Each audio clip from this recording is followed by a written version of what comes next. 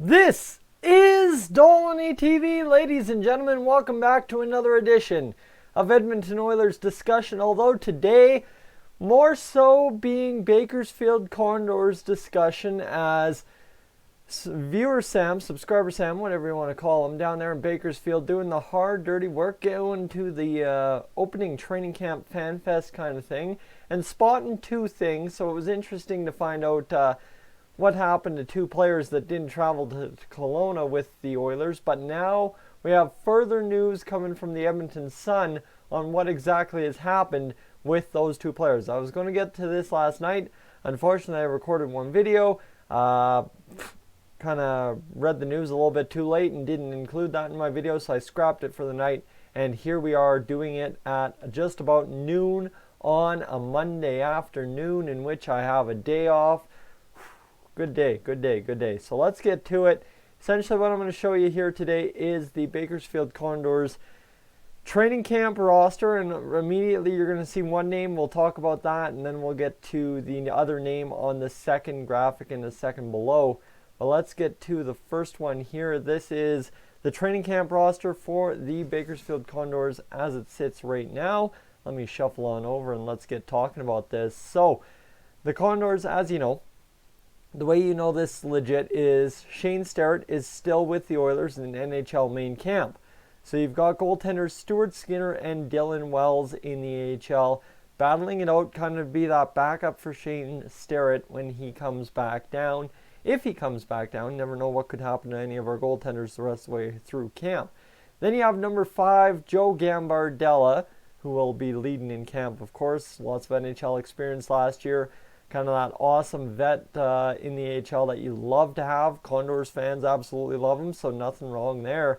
Number 7 on this list. Yeah, that's exactly where we get to the kind of unofficial news that is official, confirmed by the Edmonton Sun now, is Kailer Yamamoto is in the AHL. He has been sent down, so not only did he not travel with the Edmonton Oilers to Kelowna, he's also traveled his way down to Bakersfield to keep rehabbing his injury. So that's what it is, right? He wasn't cleared for the prospects games, wasn't cleared all the way through camp, and now he's back in Bakersfield under the guidance of head coach Jay Woodcroft, the guidance of GM Keith Gretzky. Hold on. It's early in the morning, guys. I just rolled out of bed pretty much. So he's working in there and he's getting it going. So we'll see what happens to Kailer Yamamoto throughout this year. Do I expect him to come up and light it up in the NHL anytime soon? Absolutely not.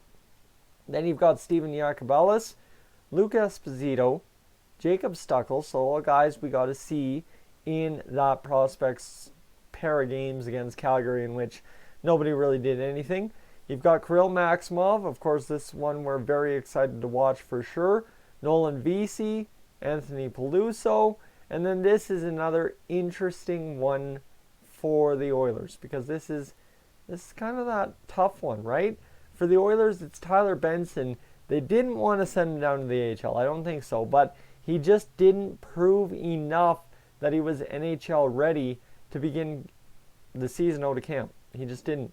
Absolutely didn't in my mind. So he's now got kind of a war mission to go down there to Bakersfield, play on that top line, and absolutely, he lit it up last year, go out there and score almost an average of 2 points per game before getting called up. Guys, you look at this roster, I'll keep saying the names down below, Benson, but you look at this roster, this is a roster that very damn well could be the AHL Calder Cup champions, depending what happens between the Oilers and Condors the whole season. This is the crazy part about it, guys.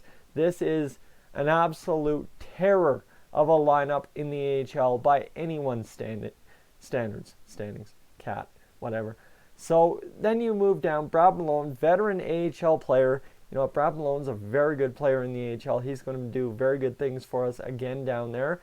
And then you've got Josh Curry, who, guys, we know exactly what Josh Curry can do at the NHL level and the AHL level, so don't kid yourself there either about him being a very big part of this.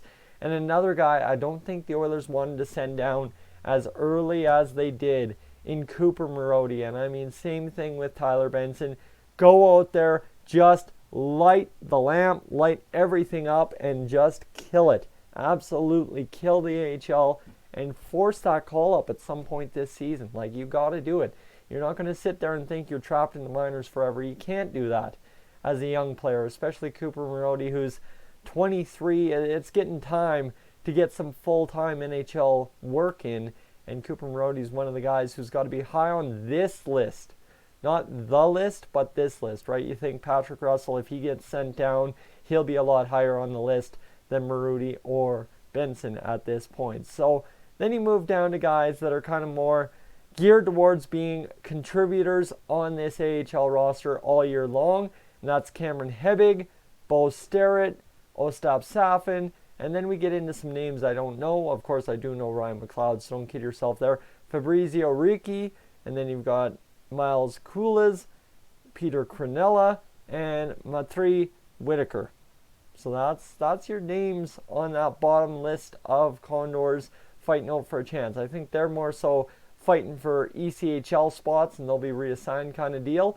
But if they get an AHL contract, you just never know what can happen in the AHL. The AHL is even more wild than the NHL most nights. So that's a good sign for us in Condors land down there in Bakersfield to see what we have.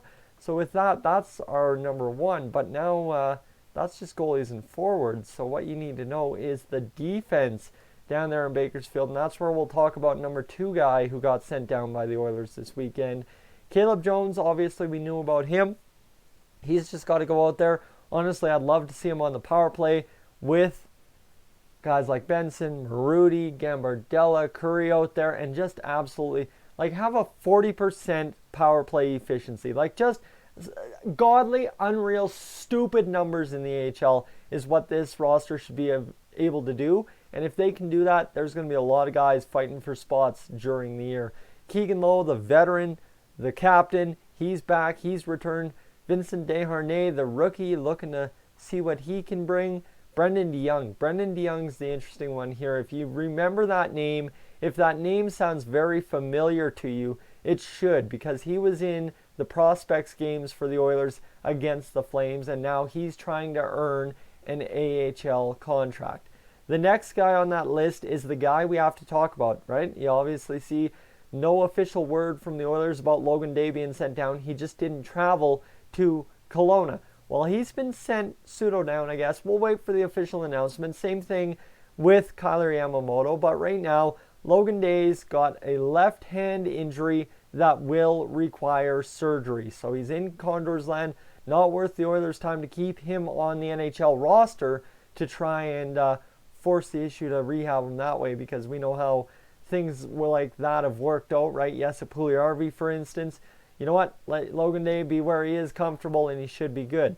Now you've got Jake Kulovich, Brendan Smith, Luke Shiplow, Sean Allen, and this is one that's going to be very interesting. Guys, if we are sitting here as Oilers fans, if there's one new defenseman we must watch and evaluate game in, game out for changes in his game, it is Dmitry Samorukov.